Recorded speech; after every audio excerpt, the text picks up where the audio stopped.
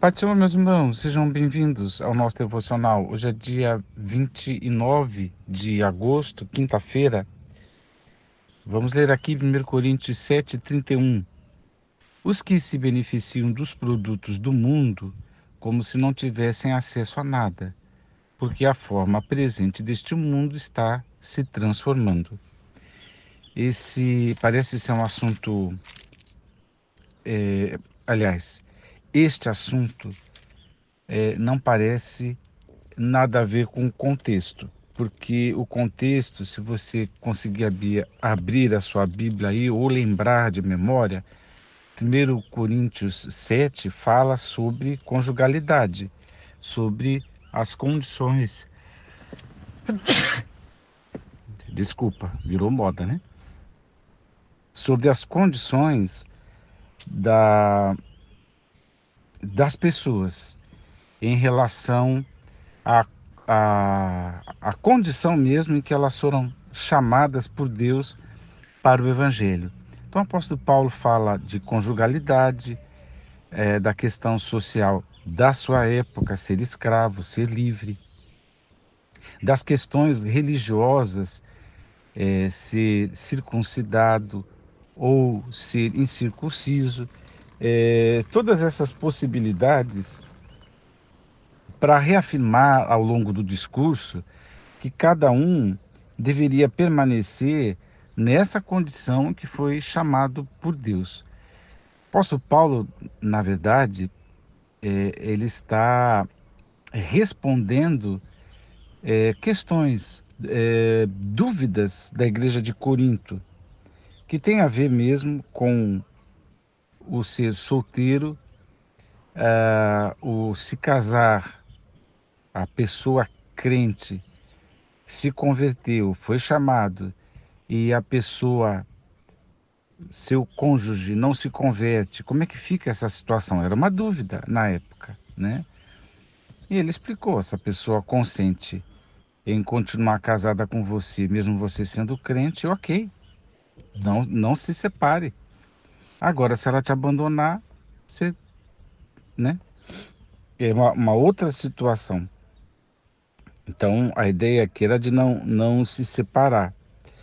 Então, ele vem explicando essas questões e, como eu disse, reafirmando a liberdade que nós temos. Virei aqui exatamente para onde ele está falando dos deveres da conjugalidade, explica como é isso, né?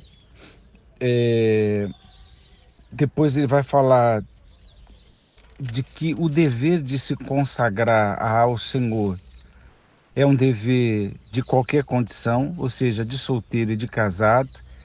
A diferença, segundo ele, é que para o solteiro é mais fácil, porque o compromisso do casado é também, além de se consagrar, é também de agradar o marido, agradar a mulher. Então ele considera a situação do solteiro mais fácil no que diz respeito ao consagrar-se ao Senhor. Eu penso na experiência do apóstolo Paulo, que ele está falando do desprendimento para servir a Deus, de que uma pessoa solteira se organiza, viaja, pode chegar a hora que for, sair a hora que for, enfim, está mais livre. Não no sentido de livre para fazer o que quiser, não é essa a ideia, mas livre no sentido de ter o maior tempo para a consagração. Então, ele explica uma série de coisas. Enfim, quando ele chega aqui, ah, ele ele ele está dizendo que é o verso 29. Irmãos, o que desejo vos fazer entender. Então ele falou uma série de coisas e estava falando de consagração ao Senhor.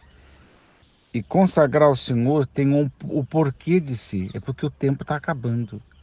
Se consagrar ao Senhor tem a ver com a iminência da volta de Jesus. Então ele diz: irmãos, o que eu desejo vos fazer entender é que o tempo se abrevia sobremaneira. Então, é a iminência da volta de Jesus. É o que os estudiosos consideram o que está implícito aqui no texto. Ele diz: de agora em diante, aqueles que têm esposa. Por que que ele fala isso? Porque ele vem falando das condições sociais, solteiro, casado, etc. Então, ele começa por aí. De agora, mas a partir desta fala dele aqui, ele está falando do consagrar-se ao Senhor, e isso por causa da volta iminente do Senhor, isso porque o tempo está se acabando. Então, como ele vinha falando de solteiros e casados, o primeiro exemplo que ele dá é de solteiros e casados. Ele diz: de agora em diante, aqueles que têm esposa vivam como se não tivessem. Ué, para viver largado? É para fingir que não existe? Ele está ensinando alguma insensibilidade, algum fingimento, um casamento apenas no papel? Do que o apóstolo Paulo está falando? Ele está falando que diante da iminência da volta do Senhor e da nossa responsabilidade de se consagrar ao Senhor, tenho esposa, mas que a esposa, a família não seja diante da volta do Senhor.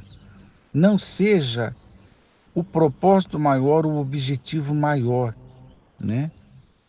Aqueles que têm esposa vivam como se não tivessem. O maior apego aqui, o apóstolo Paulo está ensinando, é com a volta do Senhor. O que está implicado aqui é que o Senhor vai voltar. Então, como é que eu vou viver? Eu fui chamado em uma determinada condição. Como é que eu vivo? Você se consagra ao Senhor. De que maneira? Você é solteiro? Se consagra ao Senhor. E saiba que o tempo está abreviado, porque Jesus vai voltar. Você é casado? Você se consagra ao Senhor e saiba que o tempo está acabando, que Jesus vai voltar. Por causa disso, não faça da condição de casado a super condição. Não tenha uma, um envolvimento com o casamento em um excesso ou a mais do que o compromisso de aguardar a volta do Senhor. Osmar, isso não me parece tão claro. Pois é, mas ele continua e aí fica claro quando ele diz: aqueles que estão tristes, como se não chorasse. Ou seja, não estaciona nisso. Porque o estar triste é uma coisa que passa. E o estar casado também, né? É uma condição que passa. Porque a morte separa o casal. É uma condição que passa. Os que estão alegres, como se não houvesse alcançado a felicidade. Ou seja, ele colocou aqui uma outra condição. O estado do humor aqui, digamos assim, né? O estar triste e o estar alegre não considera que isso aí é o máximo, que esse é o objetivo da vida. Não estacione de um lado e não fique tão entusiasmado no outro, né? Aí ele acrescenta outro exemplo. Os que podem comprar o que desejam como se nada possuísse. Então, você tem muita grana, pode bancar muitas coisas. O que idealiza comprar, pode comprar. Não faça disso a sua vida. Não faça disso o seu propósito maior, o objetivo, o centro da sua vida. Aí ele diz, mais ainda, aí eu entro no verso 31. Os que se beneficiam dos produtos do mundo, ou seja, das aquisições, daquilo que se pode comprar, como se não tivessem acesso a nada. Então, eu tenho como não tendo, eu sou não sendo, eu sinto não sentindo. Osmar, que doideira é essa? É simplesmente a gente entende esse texto quando a gente compreende que o apóstolo Paulo está colocando tudo isso alinhado, né, com a iminência da volta do Senhor. E aí ele acrescenta algo que ele ainda não tinha falado. Tudo isso aí porque a forma presente deste mundo está se transformando. A palavra grega aqui, a moda deste mundo está mudando, está se transformando. Então, quando ele cita moda, ele está falando de vaidade. Mas não é moda no sentido moda de Paris, moda de Milão, essas coisas dos dias de hoje. Ele está falando, provavelmente essa expressão é tirada do teatro. Mas, de qualquer maneira, a fugacidade, a moda, as coisas passageiras do mundo, elas se transformam. Mas o que não vai mudar, né? Não vai mudar o que está implícito nesse texto. A volta do Senhor e o nosso dever de se consagrar ao Senhor. Osmar, você falou isso várias vezes. O que é consagrar mesmo? Eu tenho que fazer dieta, jejum, eu tenho que me sacrificar. Do que você está falando? Consagrar-se é se separar do mundo, né? Consagrar-se é justamente não importando a condição, escravo, livre, circuncidado ou não circuncidado, casado ou solteiro, se separa de todas as coisas, inclusive da própria condição, né? Olha o que eu estou dizendo, permanece na condição que foi chamado, mas para se consagrar até a condição fica secundarizada. De maneira que a gente se separe para Deus. O apóstolo Paulo está dizendo que para o solteiro isso é mais fácil, de maneira que a gente seja mais do Senhor, separado para o Senhor. Consagrado é isso, é separação do mundo. Separação, separado também para fazer a obra de Deus, num sentido maior aqui do entendimento. Então, o apóstolo Paulo está dizendo, o resto, não façam disso o seu propósito maior, porque senão vem a perfeita alteração do estado das coisas. Porque se comprar é a minha vida, então eu estou vivendo, não estou me separando para o Senhor. Porque no Senhor, ele já disse, o Senhor já disse, que o homem não é o que ele possui, os bens que possui, né? Então, e às vezes não. No exemplo lá do jovem, que era apegado ao dinheiro, Jesus mandou vender tudo, dar aos pobres para depois segui-lo. Que Jesus sabe que a prioridade, a questão da grana, é uma grande de uma perversão, é uma grande de uma inversão.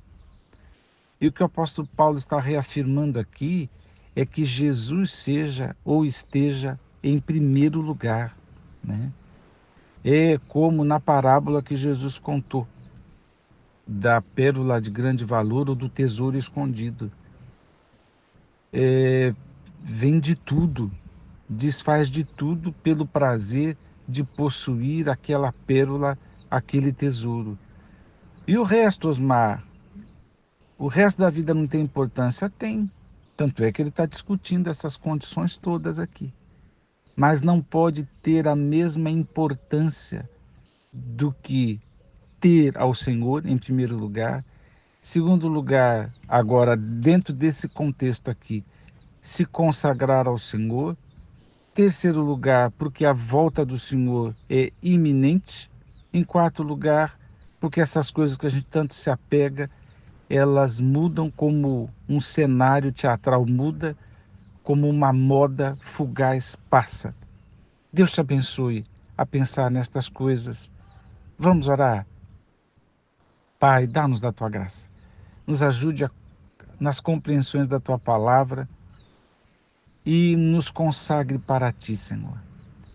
Que nada seja a nossa prioridade a não ser o Senhor, que nada ocupe o nosso coração, que nada nos traga maior encantamento, maior amor, maior honra, maior força da nossa parte, que não seja o Senhor, que a gente ame mais a volta do Senhor do que qualquer outro amor.